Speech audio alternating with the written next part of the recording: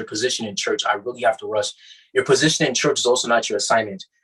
Philip the evangelist, he was one of the 7 men that the apostles called to be able to minister food to the Hellenistic Jews in the book, I believe, Acts chapter 7, I think. And he started off as a deacon, Philip. But after Saul persecuted the church and many Christians started to disperse, Philip became an evangelist. He started off as a deacon, and all he was doing was serving food to those Jews, but he became an evangelist. But if Philip had said his assignment in life was to be a deacon, it would be an error, because God didn't call him to serve food, because you don't need God to serve food. God can't be glorified in me serving food. You can be a Muslim and serve food. But what he was doing as an evangelist, you need God to do. And it's only God that can be glorified in you evangelizing, because it takes power to save souls. And he's the spirit of power. So he can only be glorified in a man doing something only God himself can do. Every time God calls a man in the Bible, the first thing they always start is, how could I do this? Jeremiah, how could I do this? I'm young. Moses, how could I do this? I'm a stammerer. Every time he called a man, they always had a reason why they can't do it. And that's what God was looking for, so they can be glorified.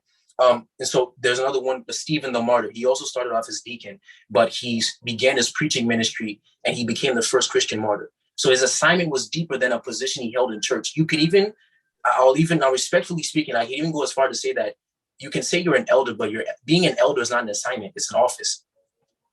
I can even wake up and say, I'm called to be an apostle. Being an apostle is not an assignment, it's an office.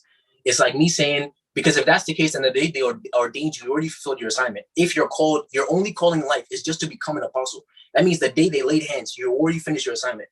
You see, Peter and Paul were both apostles, but they had individual and unique specific assignments.